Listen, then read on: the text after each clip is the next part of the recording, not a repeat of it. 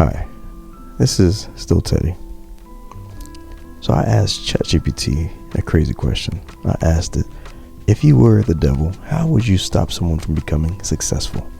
And the answer that it gave me was shocking, not because it was something that was really crazy and I guess sinister, but more so it was very simple, and I could see these things being implanted in our day-to-day lifestyle. So I started to ask this question because, I've been a musician for as long as I can remember, but it took me such a long time to actually get out of my shell and start releasing my own art. Before I started releasing this stuff, I had excuses upon excuses where I was waiting for the perfect moment. I was waiting for the perfect setup, and I can see all the reasons why I shouldn't. So here's the list of what ChatGPT said. So it said there are 10 hidden traps that it would use to keep people from being successful. And these traps, they operate by lowering your energy or hijacking your focus and make you want to give up even before you start. So the first thing is, it says fear of failure overpowers desire for success. So one of the easiest ways to stop someone from becoming successful is to make them fear failure more than they want to be successful. It said I'd convince them that failure is embarrassing and permanent, and make sure that they replay past mistakes so that they're too afraid to take risks, and then exaggerate what could go wrong instead of what could go right. So the science behind this is that studies show that fear triggers the amygdala, which is the part of the brain that shuts down rational thinking and then locks you into survival mode. And when you're in that mode, it's hard to feel free. It's hard to flow. And the Bible says in Proverbs 24:16, it says, "For though the righteous fall 7 times, they rise again." So you can fight back by flipping your mindset, reminding yourself that failure is just a lesson. The other way is to take small risks daily, and that's going to help you to build your resilience. You are born a magician. That's why you have all the energy, all little kids, all the energy, all the creativity.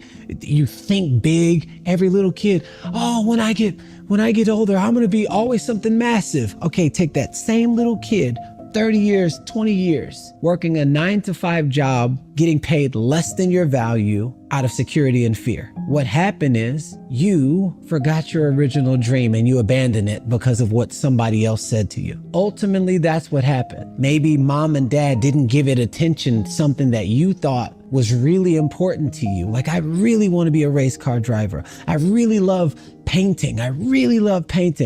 But what really got attention was stocks and bonds and doctor and this runs in the family. So you leave the thing that you're passionate about, it wakes you up out of your sleep, even as a little kid, to then give your power away and then assume the identity of it runs in the family. So you have people that have $50 million, $100 million companies right now dying on the inside. The cemetery is not where you see the most dead people. It's when you encounter people with something that's died inside. The second way is dealing with toxic environments. It said if your environment is toxic, it will pull you down. So that's people, places, and even the entire cities, they hold energy. So if you surround yourself with negative people or gossip or low frequency people or things, you will absorb that energy. You know how sometimes you are talking to someone or even you're in an argument, and after you're done, you just feel drained. That's an example of the energy transfer. Even in the Bible, 1 Corinthians 15 verse 33 says, "Do not be misled. Bad company corrupts good character." And I recently read somewhere that if you are around like high performers, your skill level or your ability to perform high increases by 15%.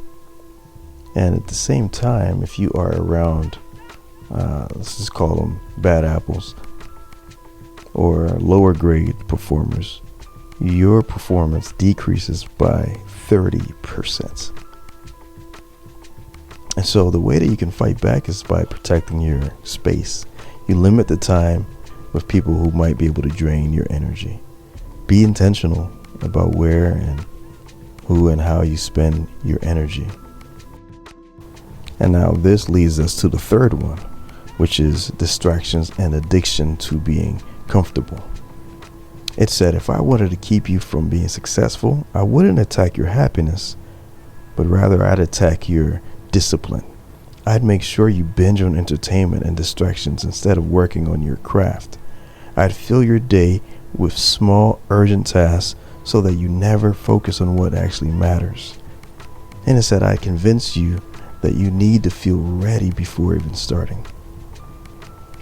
Now, a lot of people might not like this, but we all know this, that a lot of social media and gaming, they flood your brain with dopamine, making it really hard to do real work because it makes real work feel more boring.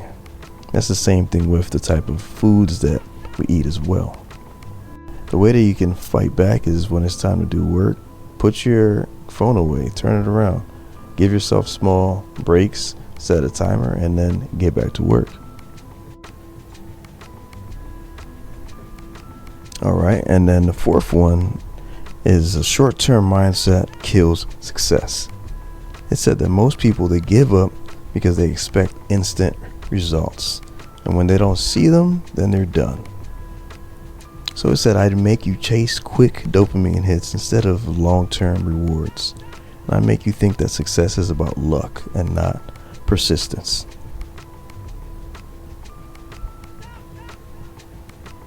The Bible says, this is Galatians 6 verse 9, let us not grow weary in doing good, for at the proper time we will reap a harvest if we do not give up. I recently read that Mr. Beast uploaded 455 videos before ever going viral, and that Picasso created 20,000 artworks before the world recognized his genius. So now the fifth one is self-doubt and the imposter syndrome. It said, I'd whisper, who do you think you are? And it said, I'd make you believe that you need more knowledge, connections, or credentials before you even start. The science behind this is that neuroscientists, they found that negative self-talk physically rewires your brain.